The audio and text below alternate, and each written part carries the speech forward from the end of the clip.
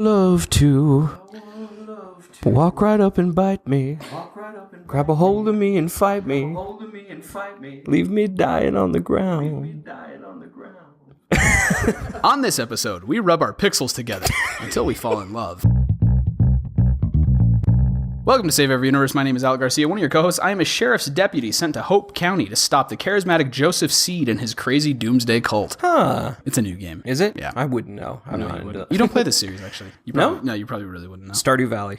That's it. And my name is Robbie. It's the cult expansion pass. That's the DLC. Cult expansion. That's the problem the with doomsday indie cult games. comes to Stardew Valley. Yeah.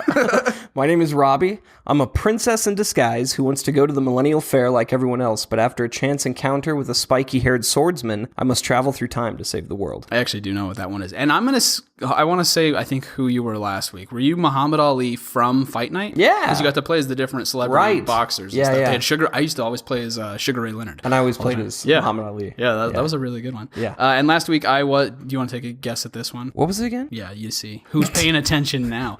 I was... Because you made a beef about us being the same character because they were both from Castlevania. You were Richter. No. It was Nathan Graves from Circle of the Moon, Castlevania Circle of the Moon. Oh, really? So if you missed it last week, we talked about Metroidvania games, the portmanteau of Metroid and Castlevania. How did you work that into another episode? I know. I got so every episode from here on out is going to be about portmanteau. Yeah. But yeah, one of the games I played a ton of was Castlevania Circle of the Moon on Game Boy Advanced, and it was one of my favorite Metroidvania games. I thought you were Richter. You remember you played as him at the beginning of Symphony of the Night? Oh, and yeah, then that's you right. switched to Alucard? Yeah, I think they're all the Belmont clan, though. Like, Yeah, that's part of the are. bigger story and stuff like that. But yeah, Nathan Graves goes after his mentor gets captured by Dracula and all that stuff. Oh, yeah, that's right. That was a good game. Yeah, it was a great game. So today we were talking about none of that stuff. We were talking about love in games. As this episode will release, it will come out the day before Valentine's Day. So happy Valentine's Day. I hope you have a lot of love in your life. Happy Valentine's Day to all you lovers Put out on our there. NPR voices. This one goes out to all the lovers. All the lovers who are also listeners. And if you don't have a lover, just play a bunch of video games. You can play video games. Yeah. Fill that void. But today we wanted to talk about some of like the greatest love stories that happen in video games and why there really aren't that many. Yeah, that's a good way of putting it. There's really not that much romance that happens in video games, and we want to talk about, I guess, the good ones that we do like and that we do appreciate, and some of the ones that we think are the best, and then dive into a little bit more why there aren't more of them. Mm-hmm. What have you on the docket today, Robbie? I'd like to flesh out just a little bit of that dynamic between when you have a choice versus when you don't have a choice, and how writers have used this as a storytelling device effectively and maybe not so effectively. Right. And just maybe talk about like personal investment into this kind of a story, because I think video games are unique in the romantic aspect in a way that like just watching a movie or reading a book, this delivers differently since you have. And that was one of the first things I thought about is like within film, there's like a genre of like a romantic movie or a romantic comedy. The rom-com. Yeah, within it's a portmanteau. It is not a portmanteau. Oh, is it? No, it's not. Rom-com, romantic comedy. It's like, we'll have to look at, is that actually it's not like jammed into one word though. It's like a dash. It's a hyphenation. We'll have to, okay, tune in next week. Don't worry, listeners. Just so that we can Our use the investigative word journalism. portmanteau in the next episode. Yeah. Anyway, sorry, go ahead. But yeah, and then within literature, you have like romance novels and that kind of thing. But within video games, there's not a subgenre inside of that's romance. That's true. Like, I guess there's like some weird super niche Japanese stuff like Love Plus, or like some of that really, it gets weird where you're like the entire function of the game is to maintain a relationship with a fake digital virtual girlfriend. True, and there's even those games. That's as close as it gets to like romance as a sub-genre. I didn't play it. Wasn't there some game about like Catherine where you played as a guy who's in love with two Catherines or something like that? I don't know. I think it was an Atlas game. Oh, really? The same guys who made I can't help you here. I don't know what you're talking about. Oh my gosh, now I can't. I'm drawing a blank. But I mean, yeah, to the point though, they are really niche and really far apart, and like romance is not a thing really in video games. Yeah, you couldn't go to GameStop and be like, "Can you show me to the romance games, please?" Yeah, that would never work. Right. So in terms of like film theory though, right? Like why have a romance at all, right? Why have a love interest at all? And typically in film, the love interest exists if it's not outright a romance film where like the goal is to get that person to fall in love with them or whatever. Mm-hmm. But if it's an action movie or a comedy or whatever, and there also is a love interest, usually the love interest serves to push the protagonist to like have their arc. Like the love interest inspires them to be a better person. And we've talked before about how there's not that many video games either where there is this like big, grand, meaningful character arc either. It's not as common in video games. And so, I don't know, I think it follows that you don't have as much of a need for a character like that inspires this character to arc. Because a lot of video games are so mechanics heavy that it's about a good experience, it's about fun missions, it's about... Right. That's true, but it's also hard not to think of like when we were first setting out my notes or whatever, I was thinking about like Mario, what am I doing? Saving the princess. Or Link, what am I doing? I'm saving Princess Zelda. Like that was the whole... So then the damsel in distress thing was still such an easy motivator, especially in like early games. Yeah. Well, and I guess that's where there's like a line where we've crossed over into like more sophisticated storytelling with games, because that's a sort of the woman is the trophy kind of thing, and that's really old school. And so when we talk about like romance or love, there's really not that many relationships like that exist in video games that have like depth and real like have a realistic dimension to them. Save the Princess is one thing, but which makes sense, right? I mean, how many marriages work when you're like, well, we're married now, right? You're the trophy, like that's not gonna. Which is why Uncharted did such a good job though when they went to 4 and they were married, and like there was some of this like unrest, and a lot of that stuff was, as far as video games go, was like the most realistic representation of a character who had grown up and moved on and had settled down and those kinds of things. To me, that, to my mind, as far as I know, that was one of the most realistic depictions of this like far off, completely unrealistic action hero getting grounded in real love, real romance, real marriage. That's true. So, okay, well, let's go there. So I think when it's done well, so you can have relationships that you're invested in, but it's linear, right? There's no choice. Yeah. So in Uncharted, that was definitely true. That was true in Uncharted. And when I played through the games, I found myself kind of being like, what's his dating life like? Because, you know, you fire up I played Uncharted 2. Yeah. And who is Chloe? Like, who's this chick? What happened to... Even that one, even before Nate Drake and Elena, like, become, like, a thing, right? They get married at the end of 3, spoiler alerts. Or he proposes or something. He proposes, yeah. But in 2, there was actually, like, a cool, as far as cheeky action games go, like, there was a cool, semi-realistic love triangle dynamic that was pretty cool between Chloe, Elena, and Nate. Right. Yeah. And for me, it kind of drew me in because, so at the end of the first one, he rides off into the sunset with Elena. Right. So I was like, okay, stereotypical. Yeah. They end up happy together. And the second one, you get the feeling that time has passed. That and drifted, he's with Chloe, and you're like, oh my god, like what happened? Yeah. I guess Elena's not in this game. Yeah, but then it comes in a big way, like halfway and then onward, and it's huge in the ending. It's like the linchpin of the ending. Right. So I mean that was satisfying. And in that way, Uncharted has borrowed so much from film theory. Like Elena was the right character to push Nate Drake to arc, to become the guy who's not all about treasure and fights for something deeper and something better and all those things. She did a good job of, in a very film way, of inspiring Nate Drake to become who he needed to become over time. And Chloe was a female Nate Drake, which is why she worked as her own spinoff, because she was such a wild, carefree treasure hunter, you know, witty. Like it's why she worked as the lead for Uncharted Lost Legacy, I think. But Elena was the right one to be the love interest. Yeah, that makes sense. But I was surprised how much for 4 games. Yeah. Not that was like why I played Uncharted. But to me, it was like a big deal. I was like, man, this is like, I really want to know what happens. I want to know how this plays out. And then in the 4th one, there were some like tense, probably as a married man, I was like, oh, I don't feel good about like, we're in hot water. Like this is going to go bad any second. Yeah. And so for me, that was tense. Yeah. Actually, I want to spin off on something that you just said about that's not why I play it Uncharted, right? You played it for the big action set pieces and the good gunplay and all that kind of stuff. And I like the why there aren't more of them. I think that's a big part of it, is like most people don't play video games to have a good love story. You know what I mean? The demographic is such that I think most people, that's not the intention of anyone coming to a video game, to get a good love story. Well, we could go into that. I mean, there's a whole genre for that. So let's go into that. Yeah. So well, think about it. Okay. So first you have, you have The Sims. Yeah. And like, I don't play The Sims, but my wife. Do people actually play that though, to have the love story, or do they? Well, it seems more story. Yeah, it seems more like it's to like the OCD person who wants to take out the trash in fake land and like buy new furniture that doesn't cost them real money. I don't know. So Ashley gets really into like making a family, and they're falling in love, and they're growing old together. Yeah, and there's like there's a lot of Sorry to all you Sims players out there. So I don't really play it. This is all Neither one of us are fans. This is of for it. me watching Ashley play Yeah. because she plays a lot. I mean, not a lot. Like, don't judge her. Anyway, I'm just kidding. So much. So anyway, like there's a whole there. I guess in one of the Sims, maybe it was 3, there were characters that like they would have special life goals, and some of them would be to have an affair. Really? And there's a whole like sub game of sleeping around, but if you get caught, you get kicked out of your house. Really? And yeah, it's really complicated. Okay, I guess I only played the first Sims, and then I never touched it. It just No, wasn't my so thing. by now it's deep.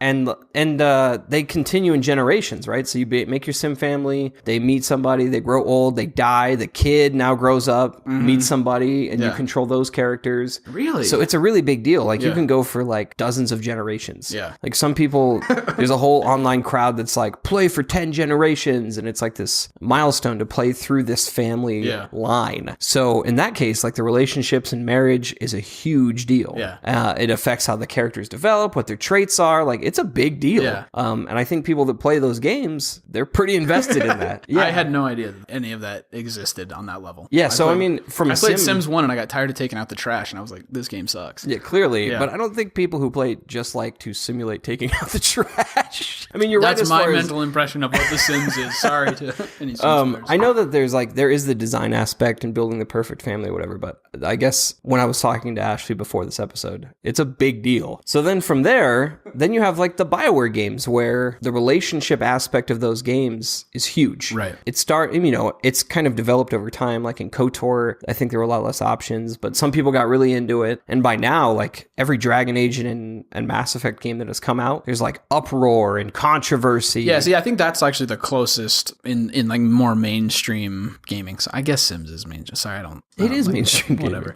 Anyway, but like Mass Effect is one that made a bunch of lists that was like best video game love stories of all time. Yeah. It was Shepard and I don't know. It depends how you played. Oh, really? Oh, Okay. yeah. It was... There was one on a particular one on a list though that was I don't know if I'd even agree with that because how I played and how we have a listener today, Nico. We were talking about he doesn't want to. He's too shy. he's for the lurking mic. in the corner for this Yeah. episode. We have we have a guest in the studio, but like how he played it and how I played it, we started with the same love interest in the first one, Right. And then second and third, we went completely different directions. Shepard and Liara. Liara, Yeah. really internet. That made a list. I don't know. Fuck that list, dude.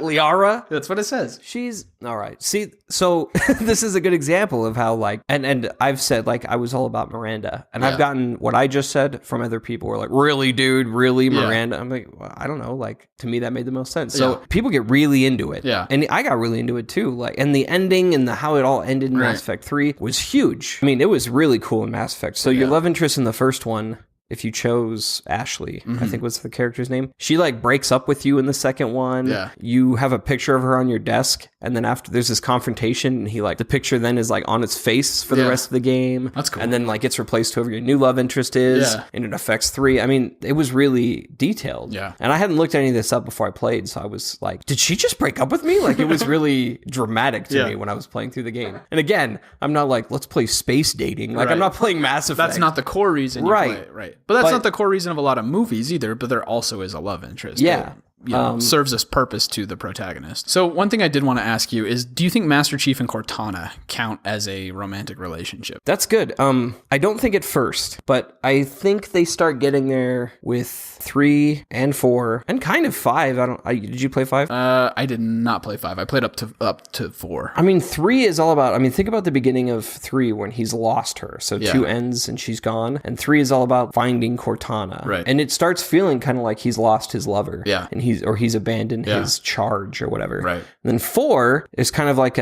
she almost died to save him kind of a thing. And then 5 is a little wacky. I think she's a bad guy by the end of 5. Really? Yeah, it's crazy. So, like in film, it's like sex is like the final goal of a love interest, but they can't, right? I don't know, man. I don't know. She no, I don't think so.